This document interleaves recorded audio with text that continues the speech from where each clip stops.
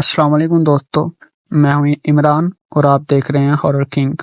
آج کی سٹوری ہمیں علی نے سینڈ کی ہے، جس کا تعلق حیدرآباد سے ہے۔ آئیے ان کی کہانی انہی کی زبانی سنتے ہیں۔ میرا تعلق حیدرآباد سے ہے۔ ہمارے علاقے میں ایک دکان تھی جو بہت پرانی اور قدیم تھی، جو سالوں سے بند پڑی تھی۔ پھر ایک میرے دوست نے وہ دکان لی۔ اس دکان کا مالک کافی دور رہتا تھا۔ میرے دوست نے دکان میں روٹیوں کا تندور کھولا۔ اس دکان کی یہ خاصیت تھی، وہ دکان شروع میں تو بہت اچھی چلتی، پھر ایک دم سے کام رک جاتا تھا۔ میرے اس دوست نے وہ دکان اچانک چھوڑ دی۔ اس کا کہنا تھا کہ میں بہت پریشان ہو گیا تھا۔ اتنا زیادہ کام چلنے کے باوجود پیسے نظر نہیں آتے تھے۔ ایسے لگتا تھا کوئی پیسے نکال لیتا ہے، اور صبح جب وہ دکان کھولتا تو ایسا لگتا کہ جیسے رات پر یہاں کوئی ہوتا ہے۔ میں نے اس کی بات نہیں مانی، اور اس کے بعد وہ دکان اور کافی لوگوں نے کھولی، پر 2-3 ماہ میں ہر کوئی وہ دکان خالی کر دیتا تھا۔ ہر کوئی یہی کہتا تھا کہ اس دکان میں سے پیسے غائب ہوتے ہیں، اور رات میں دکان بند ہونے کے بعد صبح ایسا لگتا تھا جیسے رات سے لے کر صبح تک پوری فیملی یہاں رہتی ہے۔ دکان کے اولیے سے ایسے لگتا تھا سب چیزیں بکھری ہوئی ہوتی تھیں۔ ہم 4 بھائی ہیں، تیسرے نمبر پر میں ہوں۔ میرا ایک بھائی ہے جو کوکنگ کا کام کرتا ہے۔ ماشاءاللہ سے بڑے پیمانے پر ان کا کام ہے۔ انہوں نے ایک دن مجھ سے کہا، یار علی، وہ شہر والا پکوان سینٹر بہت دور پڑتا ہے، یہ جو اپنے ہاں دکان ہے ہم لوگ وہ لے لیتے ہیں، گھر کے نزدیک بھی ہے۔ میں نے بھائی کو صاف منع کر دیا کہ نہیں، یہ دکان ٹھیک نہیں ہے۔ بہت منع کرنے پر بھائی نے کہا، نہیں، میں ان چیزوں میں یقین نہیں رکھتا۔ پھر ہم نے وہ دکان رینٹ پہ لے لی۔ شروع میں کام بہت اچھا چلا۔ کاؤنٹر پہ میں خود ہوتا تھا اور بھائی کھانا بناتے تھے، اور ہم نے 3 لڑکے اور رکھے۔ ہم وہاں شادی، بیاہ، عقیقے اور دیگر فنکشن کا کھانا بناتے اور حلیم بریانی بھی بیچتے تھے۔ بہت اچھا کام چلا، پر ہم لوگ بہت خوش ہوتے تھے کہ ماشاءاللہ بہت اچھا کام چل رہا ہے۔ پر جب گھر جا کر حساب کتاب لگاتے تو پیسے بہت کم ہوتے۔ ہمارے مال کے حساب سے ہم لوگ بہت پریشان بھی رہتے تھے، لیکن باہر کے لوگ دیکھتے کہ بہت اچھا کام چل رہا ہے، پر ہم لوگ بہت ہی پریشان ہو گئے تھے۔ ایسی حالت ہو جاتی تھی، کبھی کوئی بیمار اور کبھی کوئی بیمار۔ 3-4 مہینے تک یہ چلتا رہا۔ ایک دن اچانک ایک لڑکے نے کام چھوڑ دیا، وہ بھاگ گیا۔ اس کو دیکھ کر دوسرا لڑکا بھی بھاگ گیا۔ اب بس میں اور میرا بھائی رہ گئے تھے۔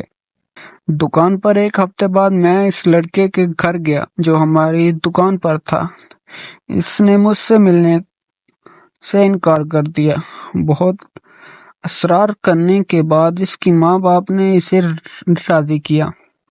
میں نے اس سے پوچھا کیا ہوا تھا؟ اچانک اس نے کہا، آصف بھائی، اس دن جب میں رات کو پکوان سینٹر پر پانی بھرنے گیا تھا، علاقے میں اکثر رات میں پانی آتا ہے 2 بجے کے بعد۔ اس نے بتایا کہ جب میں پانی بھرنے گیا تو ساری دکانیں بند تھی، پر میرے ہاتھ میں ایک موبائل تھا۔ میں نے پکوان سینٹر کھولا اور آدھا شٹر گرا دیا، پانی کی مشین کھولی اور ہینڈ فری لگائی اور لیٹ گیا۔ میری آنکھ لگ گئی۔ اچانک میری آنکھ کھلی تو میں نے دیکھا کہ ایک لمبا سا آدمی، خوفناک شکل، اور 2 چھوٹے بچے، وہ بھی بہت خوفناک تھے۔ ایک عورت نما چڑیل میرے چاروں طرف کھڑے ہو گئے اور میرا گلا پکڑ لیا۔ اس جنات جیسے آدمی نے مجھے بہت پیٹا، میں بہت چلایا پر میرے حلق سے آواز نہیں نکل رہی تھی۔ اس نے مجھے کہا کہ اگر اپنی پسلیاں بچانا چاہتے ہو تو یہاں سے چلے جاؤ۔ یہ بات اپنے مالک سے بھی بولتے نا، انہوں نے ہمارا بہت برا حال کیا ہے۔ اس دکان میں میرا خون ہے، یہ میری دکان ہے جس نے مجھے مار کر اس دکان پر قبضہ کیا تھا۔ اسے تو میں نے مار دیا، اس کے پورے خاندان کو بھی ختم کر دیا۔ یہ دکان میں نے بہت محنت سے بنائی تھی، یہ میری نہیں ہو سکتی تو میں کسی کی نہیں ہونے دوں گا۔ میں بے ہوش ہو گیا۔ کچھ دیر بعد میری آنکھ کھلی تو میں کھڑا ہوا اور وہاں سے بھاگ گیا۔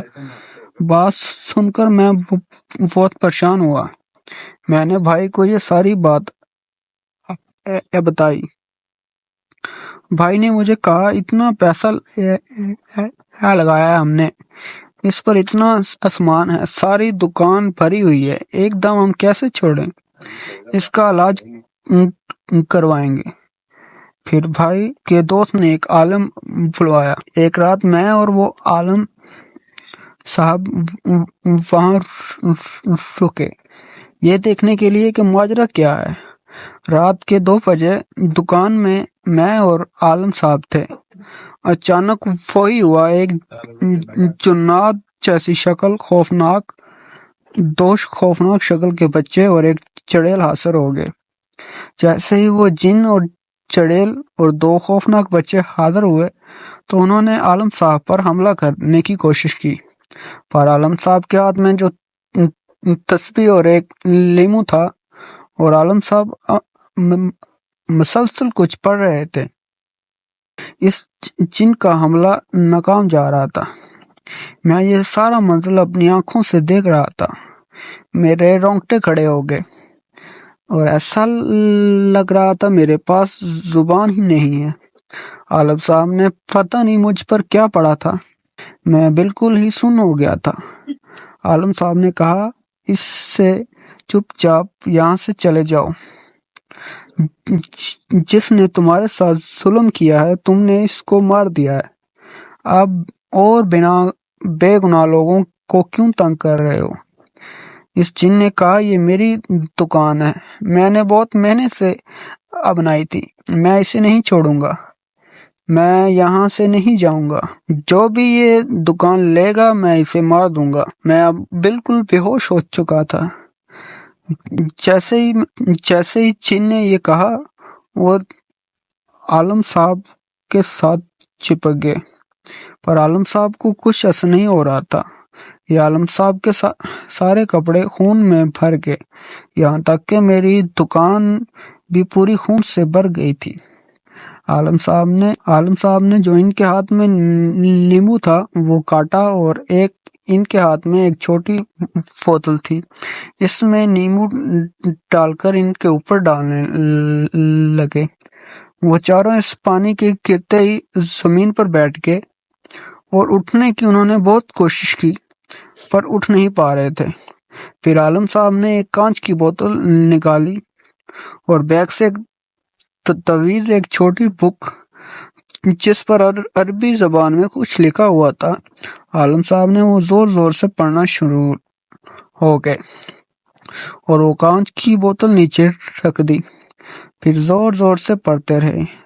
اچانک اس بوتل میں خود بخود خون جمع ہونا شروع ہو گیا، وہ بوتل پھول بھر گئی۔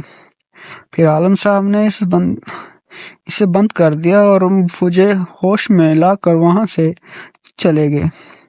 3-4 دن بعد جب ہم اس دکان کی صفائی کر رہے تھے، دکان کے کونے میں بہت بڑا سا سوراخ تھا جو بہت پرانا تھا۔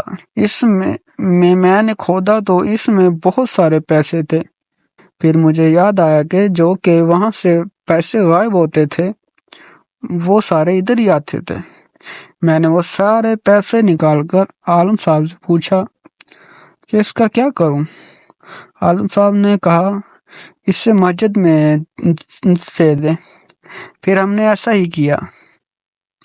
آج اللہ کا شکر ہے میری دکان بھی